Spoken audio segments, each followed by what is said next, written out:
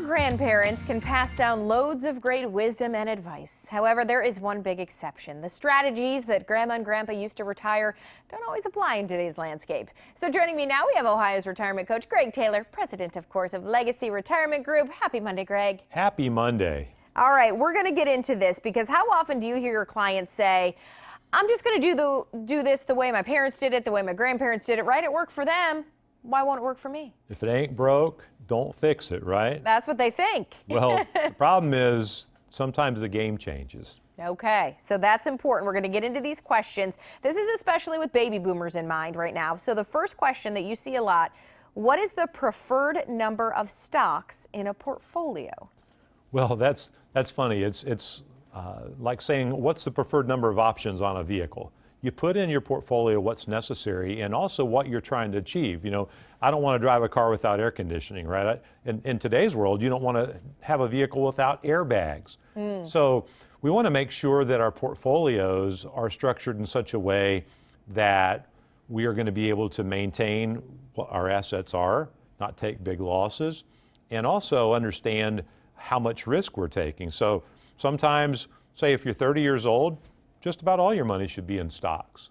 If you're 70 years old, now you have to take a big look at that, and you probably don't want more than half your money in stocks. Okay, and the thing is, options, your grandparents probably didn't have an option to have air conditioning in the car, so to speak. So you might have options in your portfolio that they didn't have, so you have to readdress that. That's exactly right. Okay, question 2. If I retire and I begin receiving my pension benefits, can I still continue to work? A little double dipping action, I guess, right? Well, yes, and you know, we do some income strategies for families all the time. In fact, I just started working with someone who was working 7 days a week.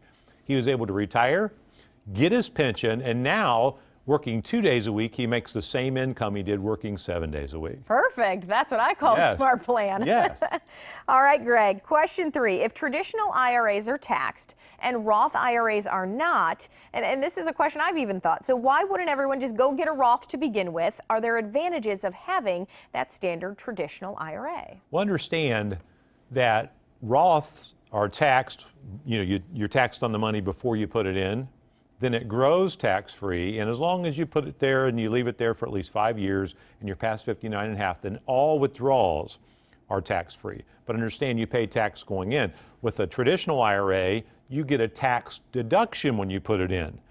And then it grows tax-deferred, and when you withdraw, everything becomes taxable. So the real strategy is, what tax bracket are you in? So if you're a business owner, and maybe you're in the 39% tax bracket, then maybe it makes sense to defer. Okay. Because there's a possibility you could be in a lower bracket later. So a traditional IRA or 401k may be a better option. But if you're in the 15% or even the 25% tax bracket, it probably makes sense to go ahead and pay your tax up front, let that money build and grow tax-free, and then you can withdraw it tax-free later. And I don't think you're going to get hurt at all by doing that. Okay, that makes sense. All right, question 4, and this one I don't know if you really can answer because it probably depends. What is the best age to retire? I say the sooner the better, but what do you say? Well, I say when you're ready, and not just financially, but emotionally, with all, you know, some people, all their connections are at work pretty much, you know, Right. Their associations, they hang out with people from work. So sometimes socially, we're not ready to retire. So it's really laying it all out, understanding what your passions are going to be, understand what your goals are going to be, understand how to make life fun and meaningful even after you're not working anymore. All right, Greg, and we want to remind people that Greg is going to be open to answering your questions now. Questions at ohiosretirementcoach.com is the new email address there, so you can send in your questions, ask whatever you want, and then we may answer them here on some Monday morning in the future. Yes, we're excited to get those in and answer people's questions. All right, well, Greg isn't going anywhere. I'm sure many of you have been keeping an eye on the markets the last few days, maybe not liking what you see or being a little confused about it. So up next, Kristen Taylor going to join Greg and I for a look at the impact that the shakeup in the European Union is having on us here at home.